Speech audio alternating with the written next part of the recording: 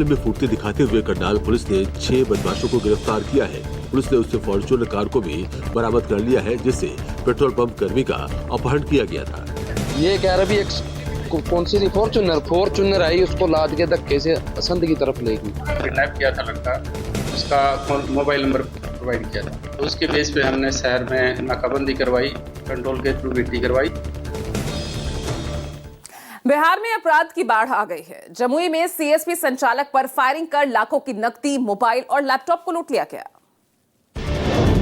जबकि ये वारदात जमुई के चंदमढ़ी थाना इलाके के बसबुट्टी की है, जहां सीएसएफ संचालक शिवन यादव के साथ बदमाशों ने लाखों की लूट को अंजाम दिया। पीड़ित की माने तो 3-4 बाइक सवार बदमाशों ने फायरिंग करते हुए लाखों की नकदी और मोबाइल लैपटॉप छीनकर फरार हो गए। फिलहाल पुलिस ने 2 संदिग्धों को हिरासत में लिया है। पुलिस आसपास के सीसीटीवी भी खंगाल रही है। आसपास जो सीसीटीवी है उसका अवलोकन जो है कर लिया गया है, उससे भी बातें सामने आ रही हैं और जल्दी हम इसमें सफल। दरभंगा शहर में अगर आप पैदल सड़क पर चल रहे हैं या फिर दोपहिया वाहन पर, तो थोड़ा सा सावधान रहना आपके लिए जरूरी होगा। बेखौफ हाईवा ड्राइवर का कहर देखने को मिला। 3 किलोमीटर तक हाईवा ड्राइवर लोगों को सड़क पर घसीटता रहा। फुल स्पीड हाईवा का कहर ऐसा कि जो भी सड़क पर मिला वो रौंदता जा रहा था। 10 से 12 लोगों को बेखौफ हाईवा संचालक ने करीब 3 किलोमीटर तक रौंदा। दर्जनों लोग घायल हुए। हाईवा की स्पीड ऐसी कि लोगों को जान बचाना भी मुश्किल हो गया। स्पीड कम होने पर जैसे तैसे लोगों ने हाईवा चालक को पकड़ लिया और फिर जमकर उसकी धुनाई कर दी। मौके पर पहुंची पुलिस ने हाईवा चालक और उपचालक को छुड़ाया। और इस बीच बड़ी खबर आपको बता दें हिमाचल की मंडी से, जहां पर एक बार फिर बादल फटा। अचानक आई बाढ़ से इलाके में तबाही का मंजर। 5 लोगों की मौत, सैलाब में बहने से 34 लापता लोगों की तलाश जारी है। बड़ी खबर, यहां 34 लापता लोग और कई लोग यहां पर इस बाढ़, इस तबाही में अपनी जान भी गंवा बैठे हैं। तो अचानक आई बाढ़, ये हिमाचल के मंडी में, जहां पर सैलाब में बहने से 5 लोगों की मौत बताई जा रही है और 34 लोग लापता है, जिनके लिए लगातार सर्च ऑपरेशन चल रहा है। हिमाचल के मंडी में ये बादल फटा है और उसके बाद का आप मंजर देखिए। यहां पर रहने वाले लोगों के लिए जैसे उनके लिए मुसीबतों का जो पहाड़ है उन पर टूट पड़ा हो। 34 लोग लापता बताए जा रहे हैं, जिनके लिए रेस्क्यू ऑपरेशन चल रहा है। लगातार उनके लिए सर्च ऑपरेशन चलाया जा रहा है। अचानक आई बाढ़ से पहले बादल फटा और उसके बाद के जो हालात हैं वो हम आपको इन तस्वीरों के जरिए दिखा रहे हैं। 34 लोग लापता बताए जा रहे हैं।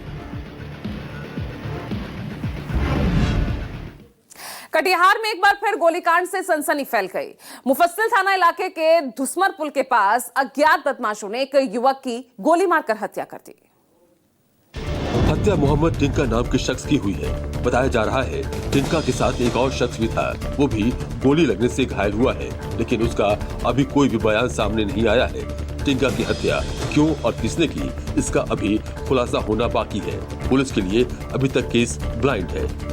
गोली मार के हत्या की गई है क्योंकि उनके डेड बॉडी के पास से एक एमुनेशन और एक खोखा बरामद किया गया है। डेड बॉडी को पोस्टमार्टम के लिए भेज दिया गया है। राजा रघुवंशी मर्डर केस में सोनम से रिश्ते खत्म करने की बात करने वाला परिवार अब उसके बचाव में खड़ा होता दिखाई दे रहा। सोनम के भाई गोविंद रघुवंशी ने साफ किया कि वो सोनम का पिंडदान नहीं करेंगे और अगर राजा का परिवार चाहे तो ऐसा कर सकता है। अपने पति के कत्ल की खौफनाक साजिश रचने वाली सोनम क्या पिंडदान करेगी, क्योंकि राजा रघुवंशी के भाई विपिन रघुवंशी ने कहा कि सोनम का जीते जी भी पिंडदान होना चाहिए। उनकी फैमिली का हिस्सा है सोनम रघुवंशी, तो बिल्कुल अगर वो पिंडदान करते हैं तो चलेगा। सोनम के भाई गोविंद रघुवंशी ने कहा कि उन्होंने बहन की शादी कर दी थी और सोनम राजा के परिवार का हिस्सा बन गई थी, इसलिए वो सोनम का पिंडदान नहीं करेंगे। राजा के परिवार वाले चाहे तो उसका पिंडदान कर सकते हैं। देश को झकझोर कर रख देने वाला राजा रघुवंशी हत्याकांड, अब इसमें एक नया ट्विस्ट आ गया है। सोनम के पास 2 मंगलसूत्र मिले, एक राजा के नाम का तो दूसरा किसका।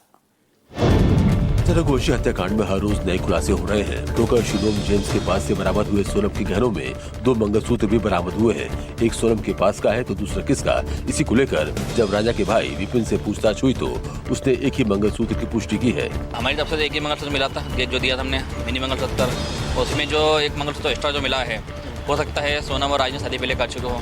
विपिन रघुवंशी ने साफ कहा है कि उसके परिवार ने शादी में एक ही मंगलसूत्र दिया था, दूसरा कहां से आया उसे नहीं मालूम। और इस बीच बड़ी खबर आपको बता दें, हिमाचल से जहां बारिश का कहर लगातार जारी है। बगलामुखी के पास भारी लैंडस्लाइड हुई है। भूस्खलन से कुकलाह सड़क मार्ग पूरी तरह ठप हो गया है। बारिश का कहर लगातार पहाड़ी इलाकों में देखने को मिल रहा है और हिमाचल प्रदेश इसमें सबसे ज्यादा प्रभावित है। भारी बारिश वहां पर हो रही है, लगातार लैंडस्लाइड की घटना सामने आ रही है। अब भूस्खलन से कुकलाह सड़क मार्ग पूरी तरह से बाधित हो गया है। तस्वीरें हम आपको दिखा रहे हैं, यहां लैंडस्लाइड की ये तस्वीरें आप देखिए। बगलामुखी के पास ये भारी लैंडस्लाइड हुआ है और इससे कुकलाह सड़क मार्ग पूरी तरह से ठप हो गया है। तो बारिश का कहर हिमाचल में लगातार देखने को मिल रहा है। बारिश, लैंडस्लाइड, जिससे इस वक्त पहाड़ों की जिंदगी इस वक्त बेहद मुश्किल होती दिख रही है। देखिए लैंडस्लाइड के बाद की तस्वीरें, सड़क जो है बीच में से ही किस तरह से टूट चुकी है इस लैंडस्लाइड के चलते, और इस वजह से कुकलाह जो सड़क मार्ग है वो पूरी तरह से ठप हो गया है इस वक्त। तो इस वक्त हालात पहाड़ों में ऐसे हैं कि कई मुख्य मार्गों से सड़कों का संपर्क टूट गया है और लोगों के लिए बड़ी मुश्किल खड़ी हो गई।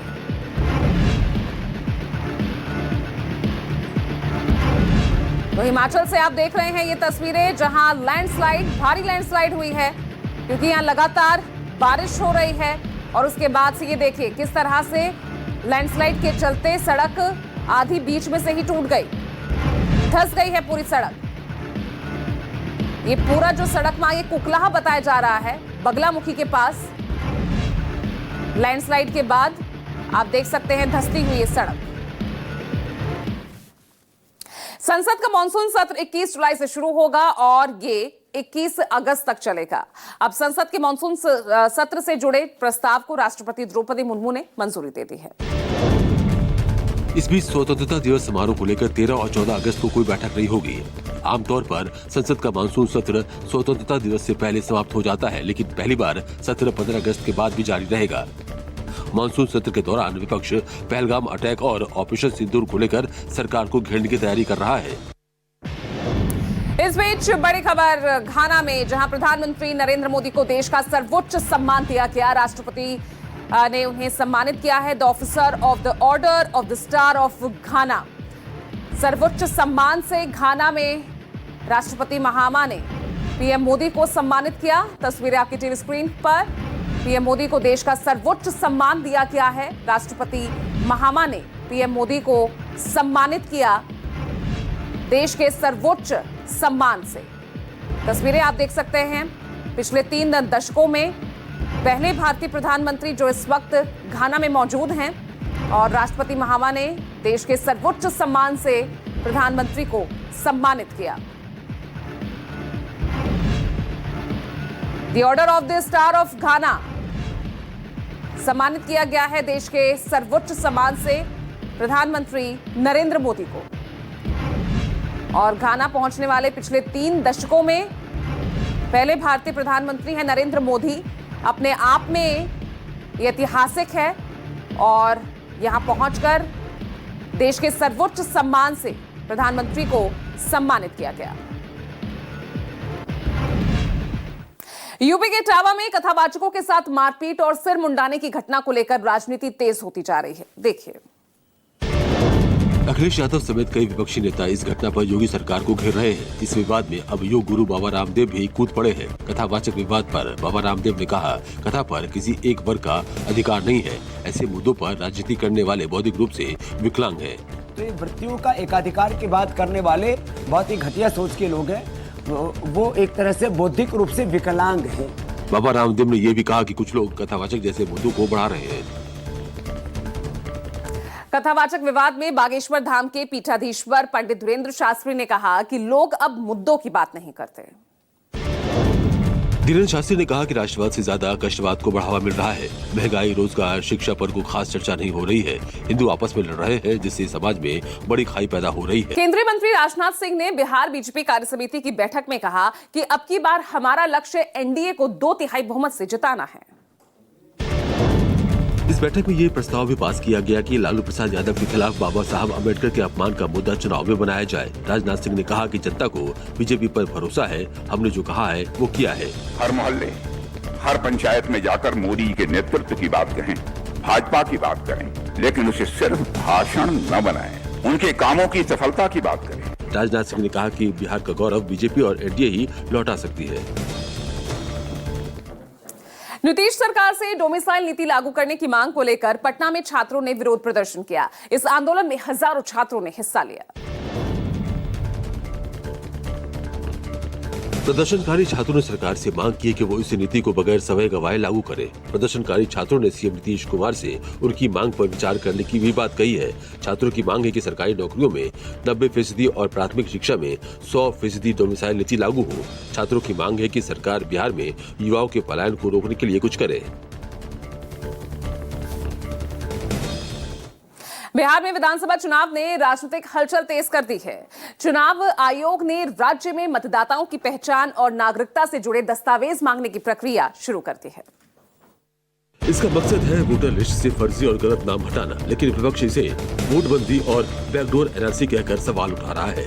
नेता प्रतिपक्ष तेजस्वी यादव समेत कई नेताओं का आरोप है कि ये गरीब, अल्पसंख्यक और वंचित तबकों को निशाना बनाने की कोशिश है। पहले वोटर लिस्ट से गरीबों का नाम कटवाओ, वोटर लिस्ट से कटेगा तो पेंशन खा जाएगी मोदी जी या नीतीश जी, उसके बाद राशन खा जाएंगे गरीबों का, कुछ नहीं मिलेगा। वहीं चुनाव आयोग ने साफ किया है कि ये पूरी प्रक्रिया संविधान का अनुच्छेद 326 के तहत हो रही है। और इसी के साथ तेजस 24 में वक्त एक छोटे से ब्रेक का। खबरें लगातार जारी है।